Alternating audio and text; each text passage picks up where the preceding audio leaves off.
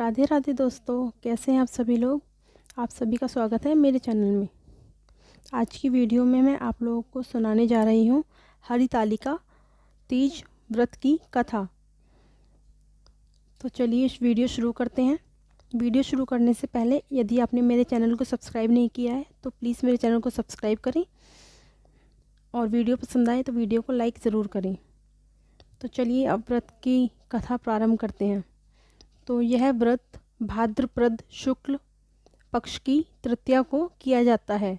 सुहाग चाहने वाली स्त्रियों को इस दिन भगवान शंकर और माता पार्वती की बालू की मूर्ति बनाकर उनकी पूजा करनी चाहिए तथा सुंदर वस्त्र और 16 श्रृंगार कर पूरे दिन व्रत करना चाहिए। घर को सजाकर नाना प्रकार के मंगल गीतों से रात्रि जागरण करना चाहिए। इस व्रत को करने से स्त्रियां पार्वती के समान सुखपूर्वक पति रमण करके शिवलोक को जाती हैं। तो चलिए अब हरतालिका व्रत की कथा शुरू करते हैं। कथा कुछ इस प्रकार है।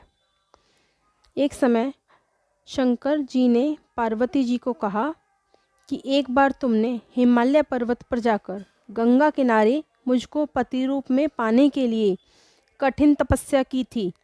उसी घोर तपस्या के समय नारद जी हिमालय के पास गए तथा कहा कि विष्णु भगवान आपकी कन्या के साथ विवाह करना चाहते हैं।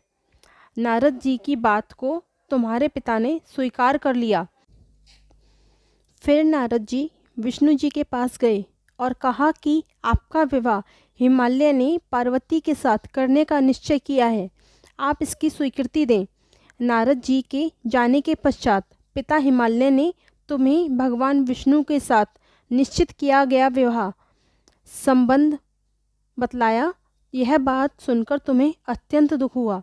एक सखी के द्वारा दुख का कारण पूछे जाने पर तुमने कहा कि मैं इधर भगवान शंकर के साथ विवाह करने के लिए कठिन तपस्या कर रही हूँ और उधर हमारे पिताजी विष्णु जी के साथ संबंध कर हमारा विवाह कराना चाहते हैं।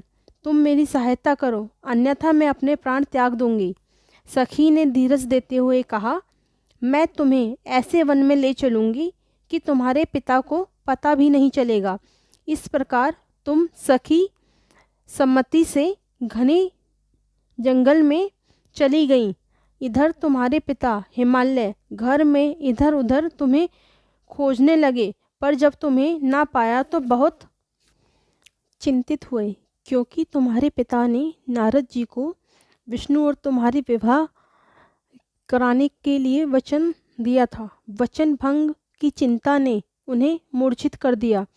तब सभी पर्वत यह तथ्य जानकर तुम्हारी खोज में लग गए।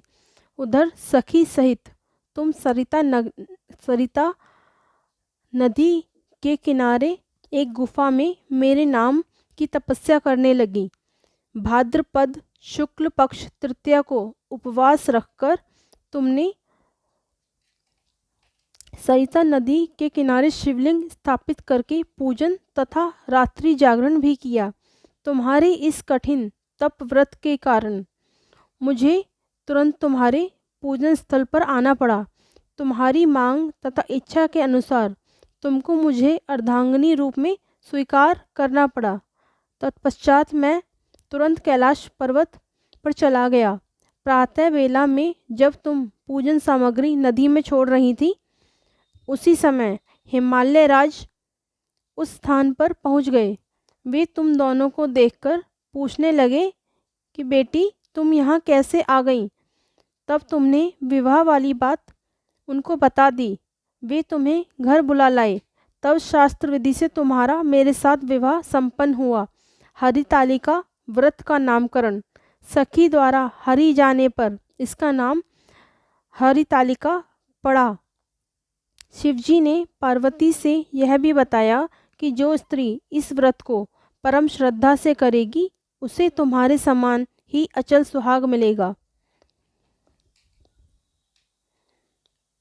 बोले भोलेनाथ की जय, माता पार्वती की जय। कथा समाप्त।